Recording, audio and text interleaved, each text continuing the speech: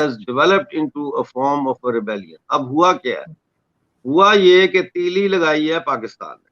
پاکستان نے جو پی او جے کے کا کانسٹیٹیوشن ہے ہمارا, جس کو ایکٹ 1974 کہتے ہیں, جو پاکستان نے ہی بنا کے ایک پپٹ اسمبلی کے ذریعے منظور کروایا تھا, اس کے بعد اس 13ویں ترمیم آئی, 13ویں ترمیم آئی تھی. 13ویں ترمیم میں آپ کو یاد ہوگا کہ نیشنل ایوارڈ دیا گیا تھا, NFC ایوارڈ جس کو کہتے ہیں, یعنی کہ تمام صوبوں کو پاورز دی گئی تھیں آصف علی زرداری کے دور میں غالباً, اور ان کو اپنے ٹیکسز کلیکٹ کرنے کے اور ریونیو اپنا استعمال کرنے کی پاورز دی گئی تھیں, جس کی وجہ سے سینٹر کے پاس جو ہے وہ پیسوں کی تھوڑی کمی بھی ہو گئی تھی پاکستان میں, اور فوج کا بجٹ ظاہر ہے بنانا ہوتا ہے, تو پھر وہ سینٹر کے پاس پیسے نہیں ہوں گے تو وہ کہاں سے فوج کو پیسے دے گی.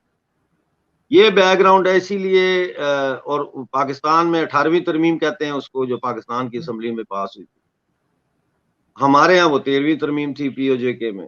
اب یہ پھر بیچ میں ایک 14ویں ترمیم آئی, اب 15ویں ترمیم لے کے آ رہے ہیں, اور 15ویں ترمیم میں یہ بالکل ہی پی او جے کے کی اسمبلی جو ہے اس کو اس کی جگہ پہ پاکستان کا کشمیر کونسل بنا کے, جس میں 7 پاکستانی ہوں گے اور 6 پی او جے کے ہوں گے, ایک ایڈمنسٹریٹو باڈی قائم کر رہے ہیں جس کے ذریعے کشمیر کے افیئرز کو رن کیا جائے گا. اب یہ کر رہے ہیں کہ ہمارے جتنے ایڈمنسٹریٹو پاورز ہیں ہماری, اور جتنی فائنینشیل مانیٹری پاورز ہیں وہ بھی لے رہے ہیں. یعنی ہم ٹیکس بھی نہیں اکٹھا کر سکتے, اور ہمارے پاس بالکل کوئی اختیار نہیں ہوگا. ہمارا جو صدر ہوگا وہ گورنر بن جائے گا, اور جو ہمارا پرائم منسٹر ہے اس کی ویلیو ایک چیف منسٹر کی ہوگی. اندازے دیگر بیسیکلی بغیر آزاد کشمیر کو صوبہ کا نام دیے یہ اس کو ایک صوبے کی سطح پر نیچے لے کے آ رہے ہیں. اس کے علاوہ ایک ٹورزم ایکٹ لایا جا رہا ہے جس کے تحت جو ٹورزم کے معاملات ہیں وہ 2 فوجی حاضر سروس فوجی جو ہے ان معاملات کو دیکھیں گے, جس کا مطلب یہ ہے کہ ہمارے کنٹرول میں وہ بھی نہیں ہوگا. اس کے علاوہ جتنے ہمارے ہائیڈرو پاور پروجیکٹس ہیں یہ سارے بھی ڈائریکٹ پاکستان کے انتظام میں جا رہے ہیں. اس کے علاوہ آپ دیکھیں کہ انہوں نے فیول ٹیکس لگایا ہے پی او جے کے بجلی کے بلوں پہ. اب مسئلہ یہ ہے آرزو جی, آپ خود مجھے بتائیں, یہ تو کامن سینس کی بات ہے کہ ہمارے ہاں تو بجلی کے لیے فیول استعمال ہی نہیں ہوتا, ہماری تو ساری بجلی پانی سے پیدا ہوتی ہے. تو کیا انہوں نے یہ ہے کہ جو پنجاب میں جو بجلی بنتی ہے وہ فیول سے بنتی ہے, اور وہاں کا جو خرچہ ہے وہ کور کرنے کے لیے یہ پاکستانی قبضے والے جموں کشمیر کی عوام کے اوپر فیول چارجز لگا رہے ہیں. اس کے علاوہ سیاسی قیدی ہیں بہت سارے وہاں پہ جن کو گرفتار کیا گیا ہے, ٹارچر کیا گیا ہے. کم از کم 2 کو تو بلیڈوں سے ان کے جسم کو چھوٹا چھوٹے کٹ لگا کے اس میں مرچیں ڈالی گئی ہیں. پورا آپ میرے ویڈیوز دیکھیں, ہم رپورٹ کرتے رہے اس کو, باقاعدہ ویڈیوز بھی ان کی دکھائیں. تو یہ جو ظلم و ستم ہو رہا ہے اس کے خلاف اب تمام جو سیکشنز تھے پی او جے کے کی سوسائٹی کے وہ اکٹھے ہو گئے. اس میں ٹرانسپورٹرز بھی ہیں, وکلا ہیں, طلباء ہیں, ٹیچرز ہیں, پینشنرز ہیں, سب اکٹھے ہو گئے ہیں, اور سب جو ہے وہ اس وقت دھرنے دے رہے ہیں. اس میں نان گیزیٹڈ جو گورنمنٹ امپلائیز ہیں وہ بھی ہیں, جو وعدہ کیا تھا کہ 15% تنخواہ بڑھائیں گے لیکن وہ نہیں بڑھی. تو یہ ایک بہت بڑا ہے, اور میرا جو نعرہ تھا سیاست نہیں بغاوت, لگتا ہے کہ وہ اب گونج رہا ہے پی او جے کے کی وادیوں.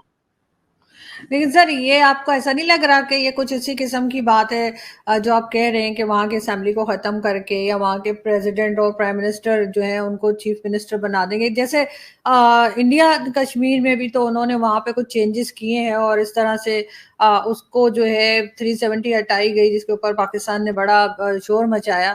تو اب یہ کوئی آپ کو اس طرح کی بات نہیں لگ رہی ہے کہ پاکستان بھی کوشش کر رہا ہے کہ اب جو کشمیر یہاں پر ہے اس کو اپنا حصہ بتائے تاکہ پھر ایک نیا یا تو لڑائی جھگڑا شروع ہو جائے یا بالکل ہی آرام سے بیٹھ جائیں دونوں سائڈز, انڈیا بھی پاکستان بھی؟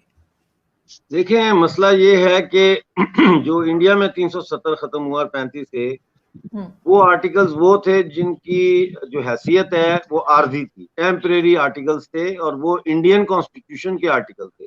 ان کو لوک سبھا میں یعنی پارلیمنٹ میں اکثریت رائے سے کنسنسس کے ساتھ ختم کیا گیا. اور اس کے بعد جو وہاں ڈیولپمنٹ ہوئی ہے اور جو دہشت گردی کا جس طرح سے سرکوبی کی گئی ہے وہ کوئی ڈھکی چھپی بات تو ہے نہیں ہے. ابھی بھی لاکھوں کی تعداد میں یاتری گئے ہیں امرناتھ یاترا پہ. اس سے پہلے جنوری سے لے کر جولائی کے پہلے ہفتے تک 1 کروڑ سے زیادہ تو صرف ٹورسٹ گیا ہے کشمیر میں. تو ظاہر ہے یہ امن کی فضا وہاں قائم ہوئی ہے. دوسرا یہ ہے کہ جو بھارت کے جو ہے یونین ٹیریٹری جموں کشمیر، وہ تو 1947 26 اکتوبر کے الحاق معاہدہ بھارت کے تحت بھارت کا حصہ ہے، لیجیٹیمیٹ حصہ ہے جس کو پوری دنیا مانتی ہے. لیکن جو پاکستان کا حصہ ہے اس کو جو ہے وہ یہ تو پاکستان نے 22 اکتوبر کے حملے کے بعد 1947 میں اس پہ قبضہ کیا تھا، لہذا اس کو متنازع علاقہ کہا جاتا ہے، اس کو ڈسپیوٹڈ ٹیریٹری کہا جاتا ہے. جی، تو یہاں پہ پاکستان کو کوئی اختیار نہیں ہے کہ وہ اتنی بڑی تبدیلیاں لے کے آئے، جبکہ یونائٹڈ نیشن کے ریزولوشن موجود ہے جو کہتے ہیں کہ پاکستان اپنی فوجیں وہاں سے نکالے اور پلیبیسائڈ کرائے. لیکن آپ تو خود یہاں جو پاکستان کی طرف کشمیر ہے وہاں پر رہ چکے ہیں، وہاں کے رہنے والے ہیں.